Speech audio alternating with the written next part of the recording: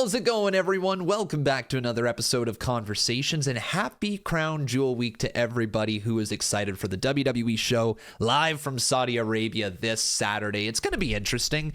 I think that the show has enough stuff going for it to make it worthwhile watching, and especially considering it airs at like 1 p.m. in the afternoon on Saturday, there's like next to no reason not to watch this show. Like, if you're free, if you're able to check out Crown Jewel this Saturday, it's probably worth your 3-4 hours of viewing time.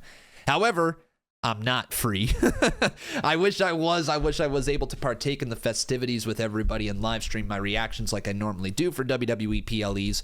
But my friend, one of my really, really close friends in this world, who I've known since I was 7 years old, played hockey with him for years and years and years. He's getting married on Saturday. My buddy Matt, he's actually been on the channel in the past a long, long time ago, but he's getting married this Saturday, and my dog is going a little crazy. Just scared the crap out of me. Good Lord, dog. Chill, thank you. But yeah, he's getting married this Saturday, and I am going to be there, obviously. I'm going to be supporting my friend while he embarks on this new journey when he gets tied down for the rest of his life, you know? But I am excited to see what this wedding is going to be like. I am a little disappointed that I am missing Crown Jewel, though, as a result, because like I just said, there's enough stuff worthwhile checking out at Crown Jewel that I would have really liked to be able to live stream my reactions with all of you guys. But I do have a bit of a contingency plan put in place. I will be doing a review video at some point, whether it be on Sunday night. Probably not Sunday night. Let's just be real. It's probably going to be Monday morning. I'm probably going to have a Monday morning review, whatever the hell I'm trying to say, for Crown Jewel, and you guys will probably like to hear my thoughts at that point. So if you're wondering what I'm going to say for Crown Jewel, check it out on Monday on the YouTube channel. But today, guys, I kind of want to talk about something that's been weighing heavy on my brain, and there's no real reason for it, but it actually, that's a lie. There is a reason for it. The reason that this has popped into my brain is because the wrestling content creation space is in such a good state right now. Whether you look at the streamers that are pushing the game forward right now, or whether you look at the video content creators who are on the rise at the moment, or whether you look at the people who have been doing this for years and years and years and have it on lockdown, the content creation space in pro wrestling is thriving at the moment, and we're in what's supposed to be a down period for pro wrestling. Like, most of the time when Monday Night Football comes around, WWE tends to drop down in search results. It's not pushed as much on YouTube. More so, people are watching, whether it be the NFL or the NHL or MLB playoffs just happened. Like, this was a very, very rough time for content creation in the pro wrestling sphere, but I'll be real, it hasn't felt too bad. This is the first time in, how many years have I been doing this? This November. Oh my God, it's 12 years in like 10 days. Like, oh my God, that is insane, dude. In like 10 days, it'll be 12 years I have been on YouTube. Holy, wow, 12. Oh my God. I'm almost a teenager on YouTube. Good Lord. That's insane. That didn't click until literally I just said that out loud. But I've been doing this for a long time, clearly. And the space is in such good shape right now. And I wanted to talk about where this has all come from, this content creation space in pro wrestling. Like, I'm sure some of you watching this right now have been watching pro wrestling content on YouTube for years, like well over a decade.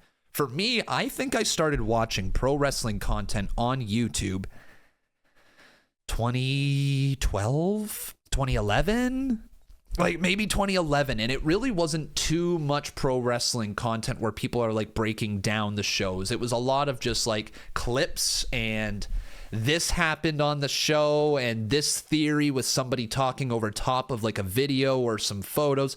There wasn't too much in the content creation space for pro wrestling, but that slowly started to change in about 2015.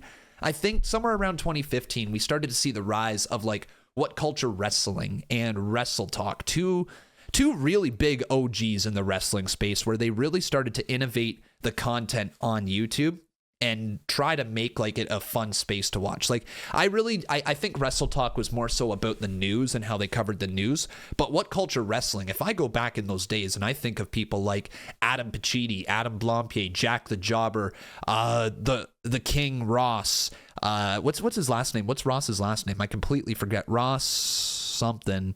The King, Ross. Anyways, Simon Miller with his ups and downs. There's so many great people on that original What Culture Wrestling that I watched just religiously. I think every single day I checked out their stuff, and I had a lot of fun. And it was when I started watching it in 2016 with my buddy Brandon, who you guys have seen on this channel way back in the day. His name was Bob on the channel. I don't even know how we got onto his name being Bob when his name is actually Brandon, but I digress. We started watching some of the stuff on What Culture Wrestling. In fact, that is how we figured out that we both like pro wrestling, because we were just like, hey, you watching What Culture Wrestling right there? I know Jack the Jobber. Oh, yeah. I know Adam and Adam. Yeah. I get it. I understand what you're watching. And so we started watching some videos together, and we were talking about What Culture Wrestling. And it devolved into this point where it was this conversation around, hey, I have a YouTube channel. I like pro wrestling. Maybe I should check out some pro wrestling on my YouTube channel. And that is exactly what I did. I was streaming and creating Minecraft content all the way up until 2016. And in 2016, I remember not only that conversation happening with Brandon, but another conversation happening with another creator named Biggs87X. And he said, you absolutely should lean into that wrestling stuff. You should. Your Minecraft content ain't working anymore for you. Check it out. See if you can do something with it. If you're passionate about talking about it, you might grow an audience. He was right.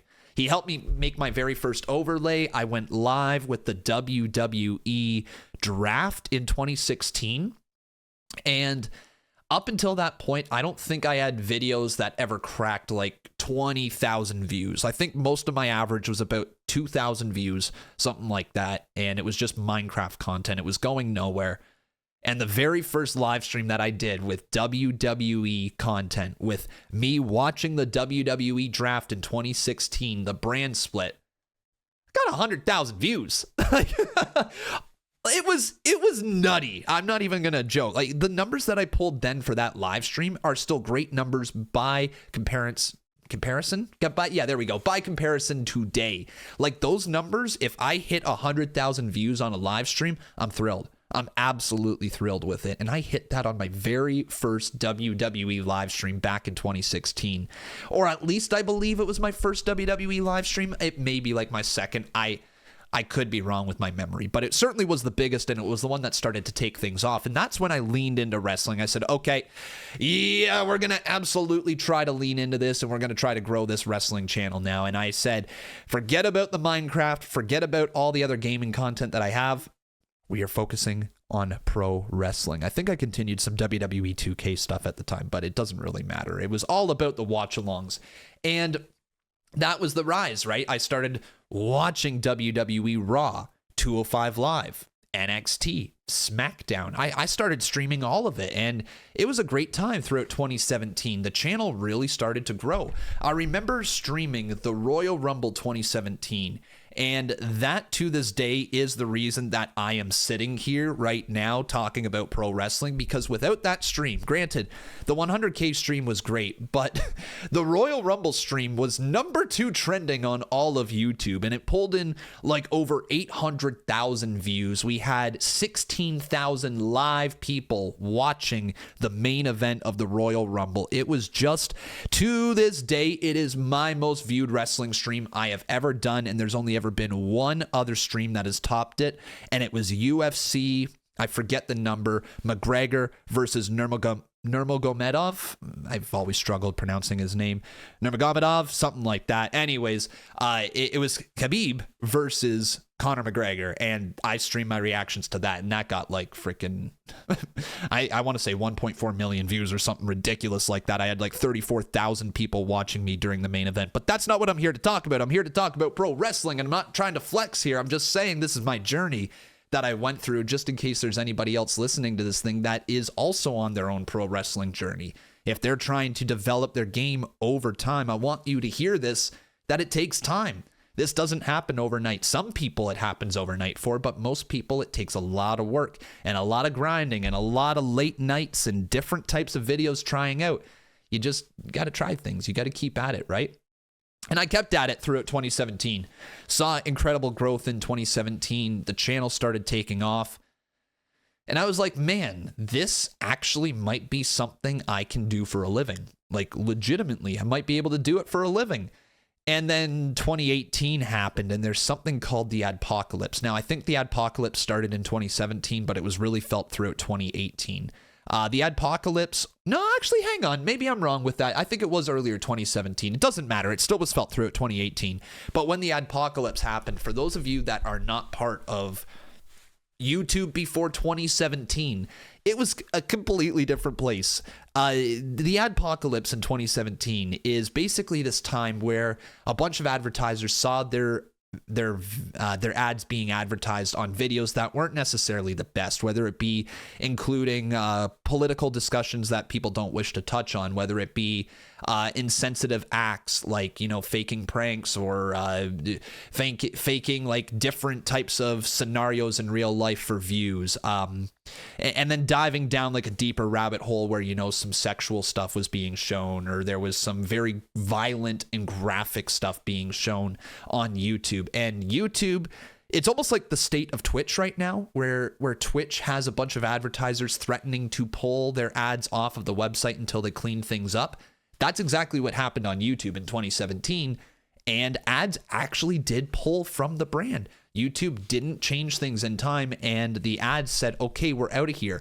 Like, all major advertising companies pulled their ads from YouTube until they fixed their stuff.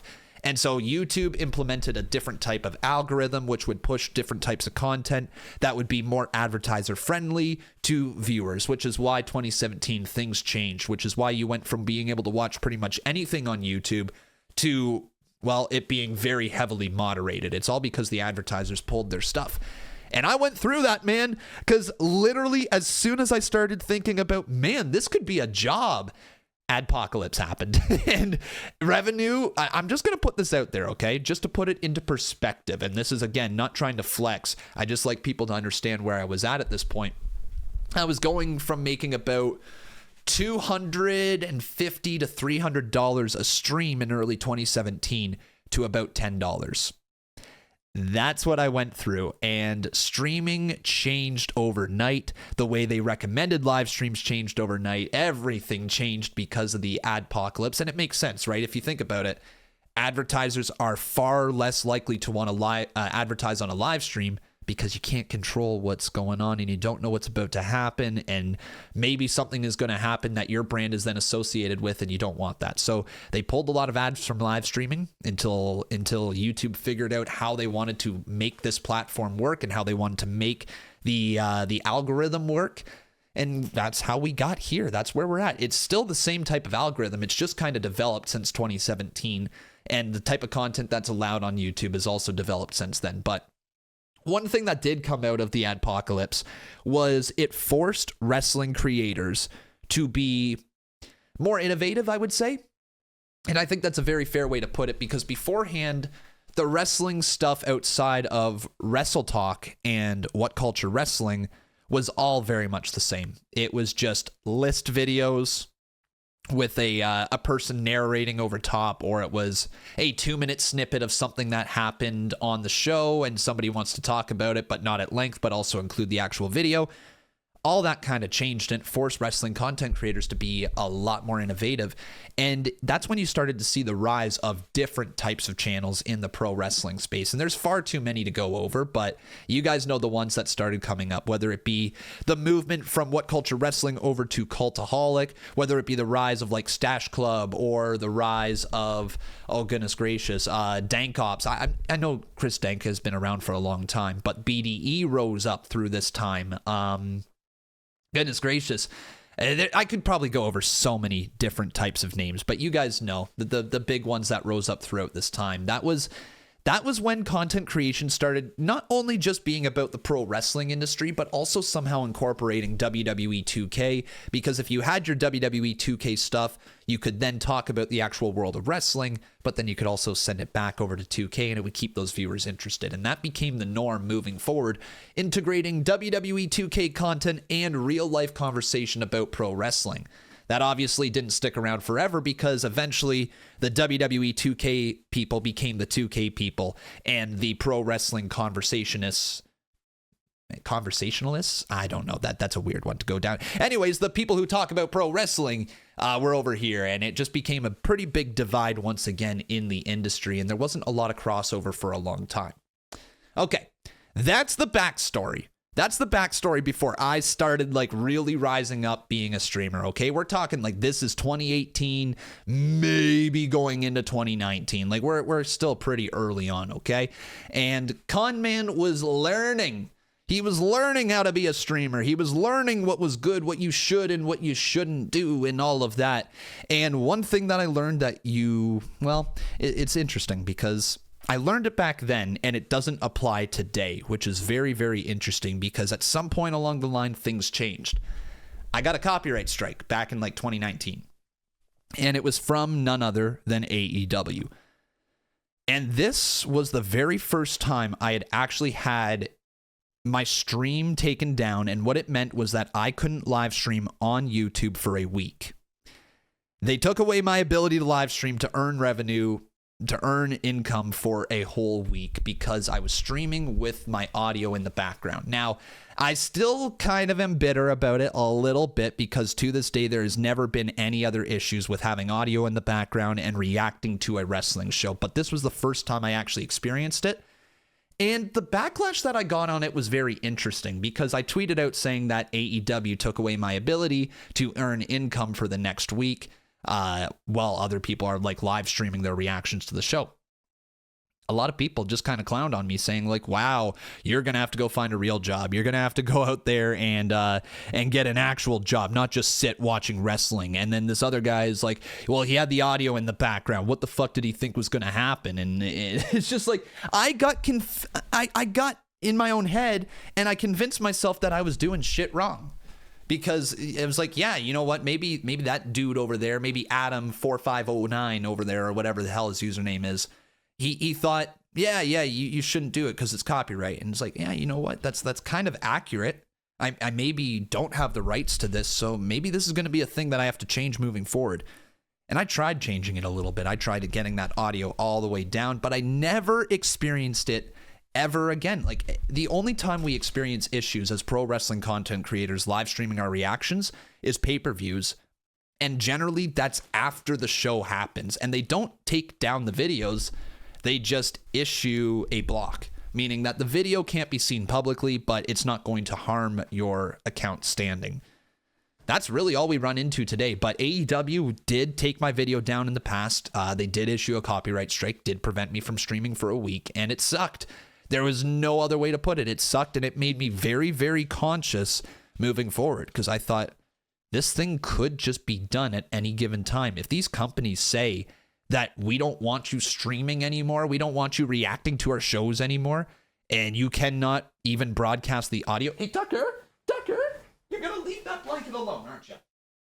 You're going to leave that blanket alone. Thank you. Appreciate that. Good Lord. But yeah, it was just a very weird time. It was a very weird time where I didn't know what the way forward was. You know, I didn't know if this was going to be sustainable long term. But you get thinking about it and you're just like, man, like a lot of people watch me and are checking out their product because they are watching me, and they're finding out about this product because they are checking out my streams. Wouldn't you want more people to free advertise your show? Wouldn't you want more people to be able to broadcast their reactions to your show, seeing them enjoy it in real time? And maybe, just maybe, Johnny over there is going to want to check out your show next week because of it. That happens. I know that happens. And this is kind of getting off topic right here and kind of going off on a little tangent. But like with me stopping streaming AEW, I guarantee that there's some people out there that watch my channel, only watch AEW when I'm watching it, and only watch WWE when I'm watching it because they prefer to watch it with somebody in real time. And if their person that they choose to watch it, their streamer that they choose to watch it through, if they're not streaming it, well, then they're not covering it, and then that means they're not watching it. You know what I mean? It's definitely something that happens. I don't think it happens that much, but it happens, right? So you would expect AEW and WWE to want to work with us streamers, to want to work with us content creators, to allow them to continue to advertise for free through us. It's a easy concept to get, and I do think AEW has figured that out.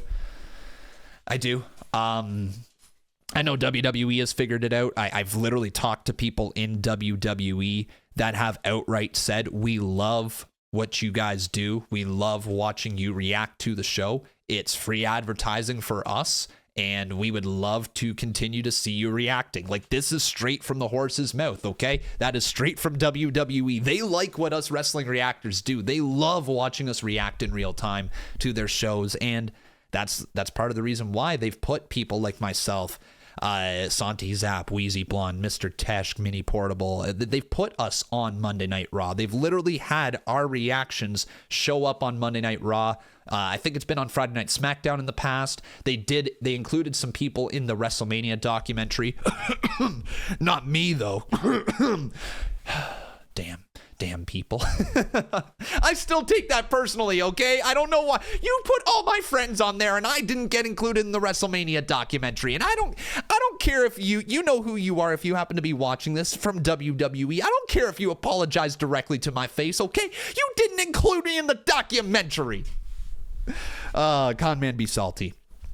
It is what it is. But let's get back on track right here. Let's go to the pandemic, okay? Because I'm kind of going through my whole streaming career, how I got to this point right here, and all the challenges that I've had across the past few years. And this is falling out of the copyright strike, going into the pandemic. And as everybody else has, you can picture the pandemic very, very easily, can't you? You just have that moment in time where a lot of us blocked it out. But at the same time, the moment you think about it, it all comes rushing back to you. And I remember the moment that the world shut down.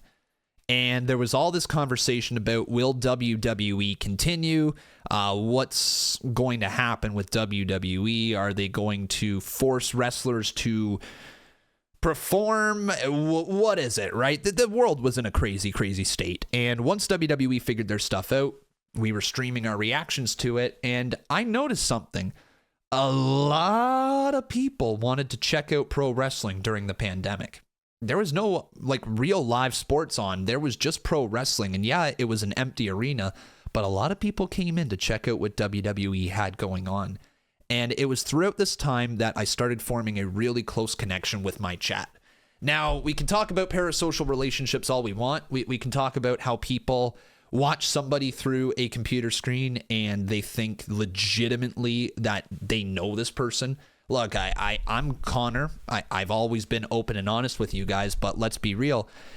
Unless you've met me in person, unless you've actually hung out with me in real life, you don't know me. You just know what it is that I've said on a computer screen, right?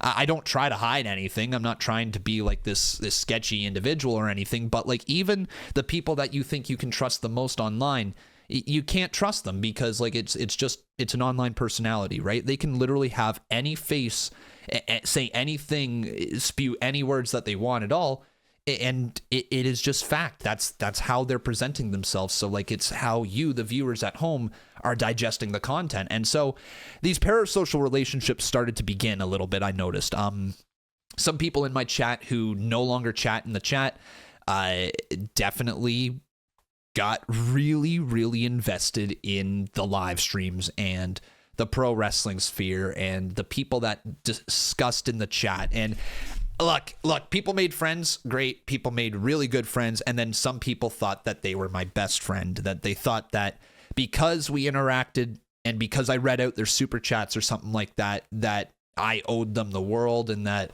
they could then trauma dump everything that they have going on in their life on me at any given notice, legitimately a text out of the blue or a Discord message out of the blue. And so that probably after about a year of dealing with that parasocial relationships online, I started to distance myself a bit more. And this is not a shot on my audience at all, because I love entertaining you guys, but there was a select few people in this community who just went way overboard, some of the messages, some of the things that I got blamed for going on in their own personal lives, is kind of wild, considering I have never met some of these people in my life, and I'm just literally a person that they watch online talk about pro wrestling. There was some really, really interesting parasocial relationships that formed throughout the pandemic, and I don't know if it was because people just didn't have friends to talk to, like they didn't have that human interaction that they needed, and as a result, I was the next best thing. But it was a bit of a weird time, I'm not going to lie, and it forced me to reevaluate how it is I operate online. And people who have watched me for a long, long time certainly know that my streams in the past used to be almost like an open town hall, you know, where people could come in, talk about whatever is going on in their life, and I would try my absolute best to give everybody the time of day. And I'm not saying that I don't do that anymore, but it's not to the extent that it used to be, where it was like somebody came in and would be like, my mom's in the hospital, my dog's dead, I stubbed my left toe, bubbles are coming out of my butt, nothing was going well in my life, and I would legitimately feel bad for those people. Now it almost comes across as some people are doing it for attention, because I started to notice patterns. People would come in every week and it would be like, oh, this person has this going wrong with them. Oh, wait, now their dad's in the hospital. Oh, wait, no, now their grandfather is in the hospital. Oh, wait, somehow their mom's back in again. Wait, didn't your mom die last week? I thought you said, how is she alive in the hospital again? You start to notice trends and people be lying on the internet. And so I just was like, I can't deal with parasocial relationships anymore. It's just not healthy for me. It's not healthy to be trauma dumped on all the time. So I separated myself from that, and that's when I started focusing a little bit more on myself, things that I wanted to see with my channel, and not necessarily just asking my viewers, hey, do you want to see this? And then like 50% of the chat says no, and then you question yourself, should I do it anyways? I just decided to do things, and once I started to do things, I really took my future in my own hands.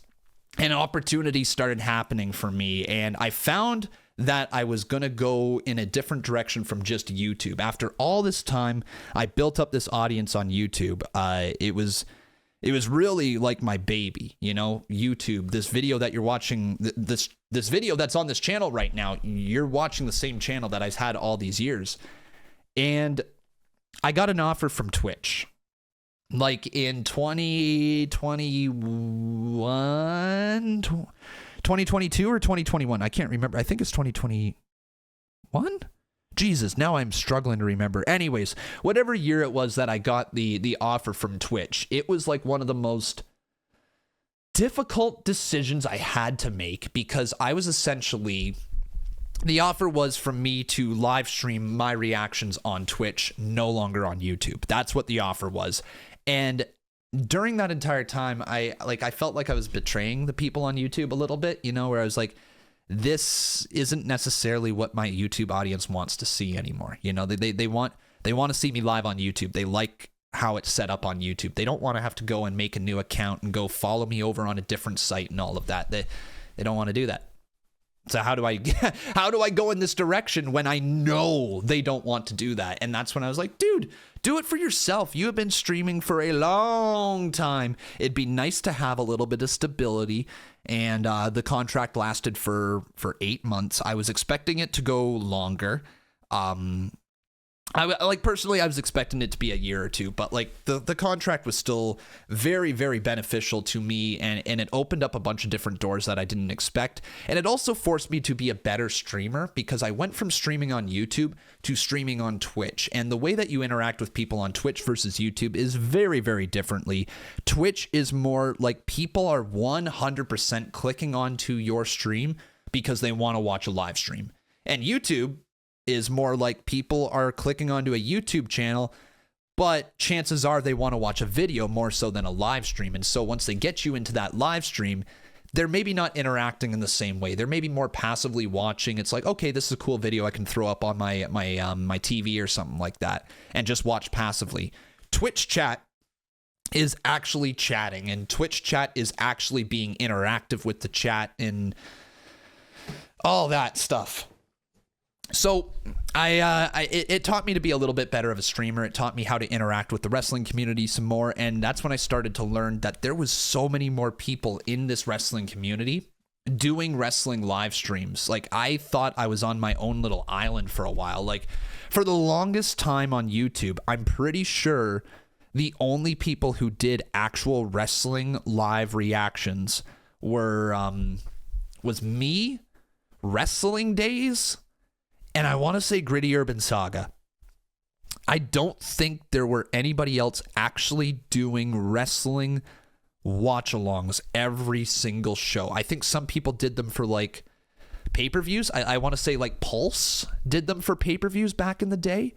But really, that, and maybe What Culture Wrestling did a little bit as well, or Wrestle Talk did for the pay-per-views. But regardless, like, there was only like a handful of channels that actually live streamed their reactions in real time. And then when I went to Twitch, it opened up this whole other world. I started seeing all these smaller creators that were actual live streaming their reactions to Monday Night Raw or Friday Night SmackDown. And it was really cool because it felt like a community, right? It actually felt like there was people who were interested in growing this space as a whole. It was still very, very new over there on Twitch for pro wrestling reactions. It was brand spanking new, to be perfectly honest. But you had some people over there holding it down. Like, you had Jake TV 72 holding it down over on Twitch before I even showed up, right? But this entire pandemic time allowed me to switch on over to Twitch, and it allowed me to start experimenting with different types of content on Twitch, and it was very, very enjoyable.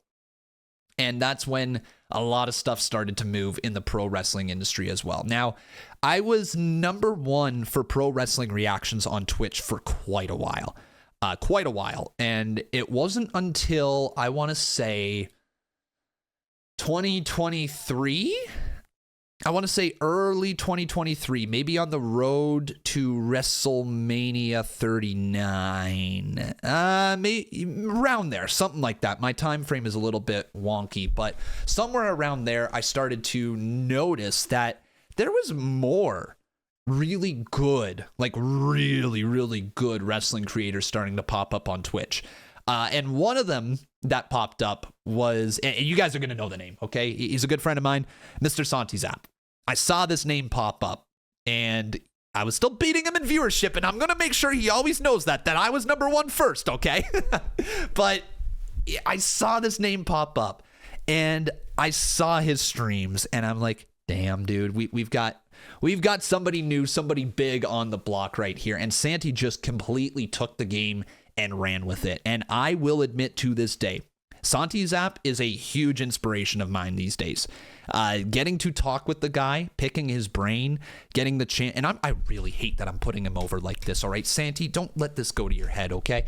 But being able to pick his brain, he's a smart individual who knows what he's doing. He's got a great game plan laid out, and he's executed it to nearly perfection. He has taken over as easily the number one pro wrestling reactor in the space. And everything that he does it right. He started posting on TikTok, started posting on Instagram, started posting more on his Twitter, and all these different ways of advertising his TikTok channel, or advertising his YouTube channel, or his Twitch channel. By all means, he was the one who started uploading daily wrestling content first. Like, yeah, I do it now, but I looked at that model and I said, damn, Santi, like, you're pumping out content 7 days a week. You are minimum 7 videos, plus a Patreon, plus this, plus that. Like, I can do that too. I know I can. I can be more than just a wrestling reactor live streamer. Like, I can absolutely make content out of this.